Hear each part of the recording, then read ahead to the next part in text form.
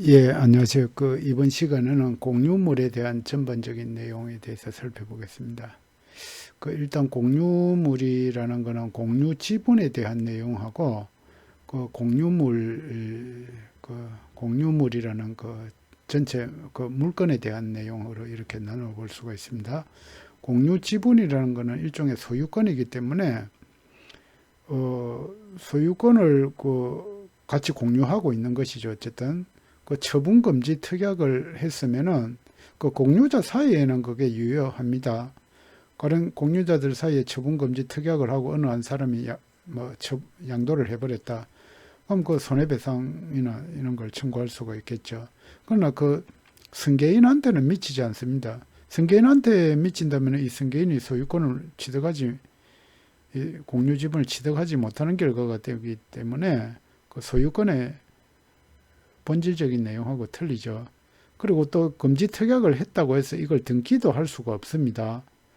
그래서 어쨌든 처분 금지 특약은 승계인에게 영향을 미치지 않고 등기할 수도 없다.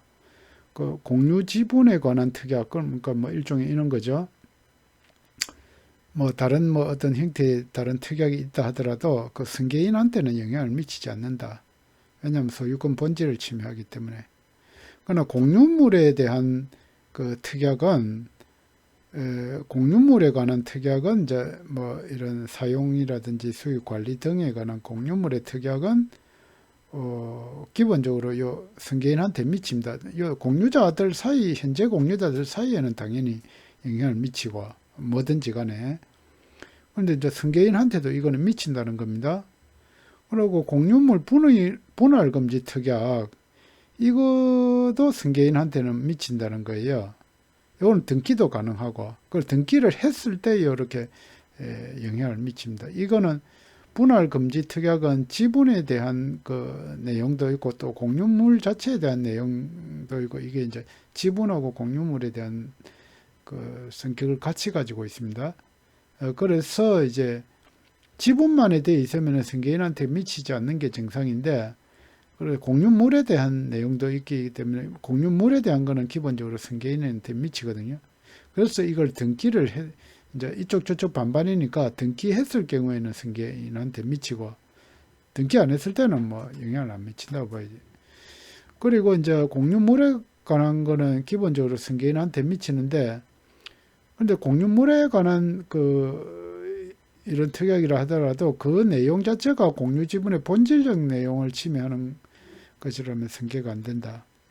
오늘 구체적인 사안을 따져봐야 되는데 그리고 지분의 가반수로 이렇게 이제 사용수익 원래 할 수가 있잖아요. 사용수익 관리를 할 수가 있는데 그거는 임의 규정이다. 다른 소수 지분권자한테 이제 사용수익권을 줬다면 소수 지분권자도 할 수 있다는 뜻이죠. 이 특약을 했다면은. 그래서 지분의 과반수로서 관리 수익한다는 것은 임의 규정이다. 그런데 이제 예외적인 그게 있는데 집합건물법에 따른 공용 부분 관리비는 이게 승계인한테 승계가 된다는 거예요. 원래 공유자 앞에 이제 가령 경매가 됐을 때 앞에 채무자가 부담해야 되잖아요. 공용 부분 관리비든 전용 부분 관리비든. 근데 어쨌든 간에 원래가 이제 이 승계가 안 되는 게 정상인데, 어쨌든 이 집합건물법에 따라서 이 승계가 되도록 되어 있습니다. 그래서 경매 받으면은 공용 부분 관리비는 무조건 부담을 하셔야 됩니다. 그런데 이제 전유 부분 관리비는 원래가 이제 승계가 안 되거든요. 근데 이 전유 부분 관리비도 관리사무소에서 유치권을 행사하면은 이 낙찰자가 부담을 해야 됩니다. 전유 부분 관리비를 관리사무소에서 유치권을 행사해버리면은 낙찰자가 부담해야 되는 그런 결과가 있습니다.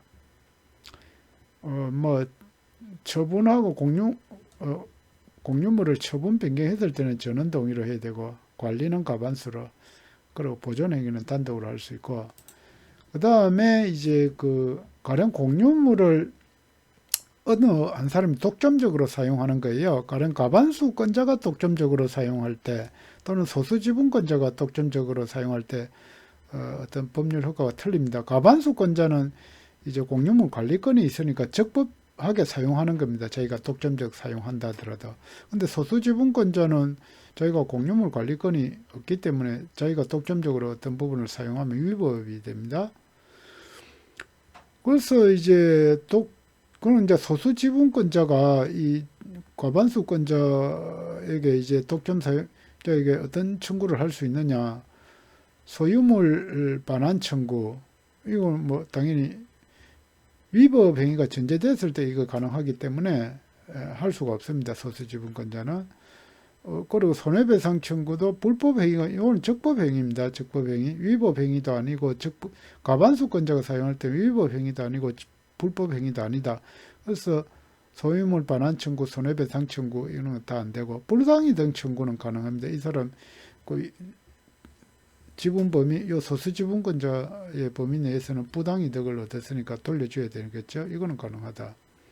근데 소수지분권자가 이제 과반수권자가 독점 사용하고 있으니까 부당이득 청구로 해가지고 뭐 이거로 가지고는 불만족할 때는 공유물 분할 청구로 대응해가지고 그냥 갈갈이 찢어버릴 수가 있다. 그 다음 소수지분권자가 사용하고 있으면은 위법인데 기본적으로 관리권이 없으니까 요때는 이제 뭐 어떤 청구에 대해서 과반수권자가 청구할 수도 있고 소수지분권자 사이에서 또 이제 또 청구할 수 있는 게 있고, 그래서 손해배상 청구는 이 둘 다가 할 수가 있습니다. 일단 불법 행위니까. 그리고 부당이득 청구, 이거는 뭐 당연히 할 수 있는 거고요. 물권적 청구 중에서 인도 청구하고 방해 배제 청구가 있는데, 방해 배제 청구는 이렇게 둘 다 할 수가 있고, 인도 청구는 소수지분권자는 안 되는 겁니다. 이 과반수권자는 할 수 있는데, 왜냐 하니까 소수지분권자가 왜 이거 인도 청구를 못하냐 하니까, 소수지분권자가 단독으로 할 수 있는 거는 보존행위밖에 없잖아요.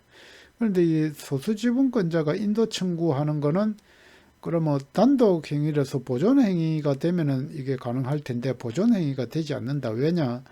그 상호 간의 이해가 충돌된다. 왜냐하면 소수지분권자가 이걸 쓰고 있는데 다른 요 이제 과반수권자는 이제 이 공유물 관리권이 있기 때문에 그 인도 청구를 할 수 있는데, 소수지분권자는 그런 공유물 관리권이 없으니까 보존행위로서 단독으로 이걸 인도 청구를 해야 되는데, 그러니까 이제 그 상호 간의 이해가 충돌된다. 가령 쓰는 사람도 소수지분권자고 나도 이거 내놔라 해가지고 소수지분권자가 이제 청구를 하니까 이 소수지분권자의 그러니까 자기 지분만큼은 쓸 수 있잖아요. 그런데 자기 지분까지도 이제 인도 청구가 돼서 받아들여지면 이게 자기 지분까지도 못 쓰게 되는 결과가 되니까 어쨌든 이해 충돌이 된다. 그러면은 이게 어떻게 그럼 소수지분권자는 이걸 다른 소수지분권자가 단독으로 사용하고 있으면 구제할 수가 있느냐? 방해 배제 청구로 부적법 상태를 시정할 수 있다. 방해 배제 청구는 가능하다는 겁니다. 그리고요,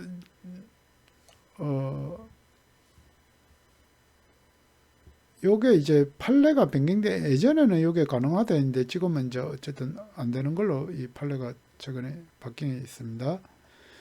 그 다음 보존행위는 어디까지가 어떻게 돼야 보존행위가 되느냐?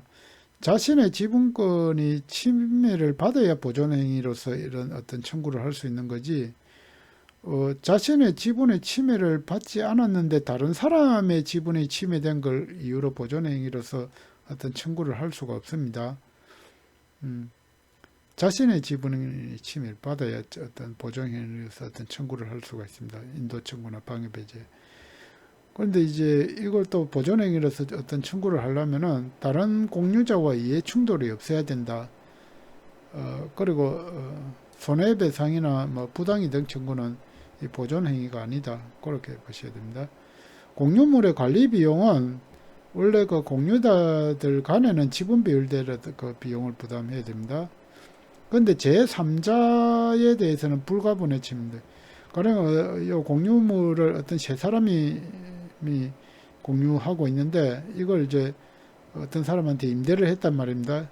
그러면 임대를 하고 임차인이 이제 보증금 내놔라 할 때는 이 세 사람 중에 지분 비율로 이렇게 청구하는 게 아니고 세 사람 중에 어느 한 사람이라도 이 보증금 전체를 다 달라고 할 수가 있습니다. 그래서 그거는 불가분 채무다. 공유 지분자들 사이에는 지분 비율로 이렇게 하는데, 그런데 어떤 공유자 1인과 어떤 공사 계약을 했으면 이 공사업자는 꼭 가령 공유자가 ABC 세 사람이 있으면은 갑이라는 공사업자가 이 공유물에 대해서 공사를 했으면은 A하고 만약에 계약했으면 A한테만 청구를 할 수 있습니다. 왜냐하면 BC는 뭐 계약을 안 했으니까. 그러면 그런데 A한테 계약 그러면은 이제 A가 청구를 받아 공사금을 다 주고 BC한테는 이제 지분 비율로 이렇게 공사비를 청구해야 되겠습니다. 그런데 갑은 BC한테는 청구 못하고 왜냐하면 계약을 A하고만 했으니까 A는 B하고 C한테 또 이제 나머지 저희가 전체 다 준 거를 이제 청구를 해야 된다, 그런 뜻입니다. 이상 그 공유물에 대한 내용을 살펴보았습니다.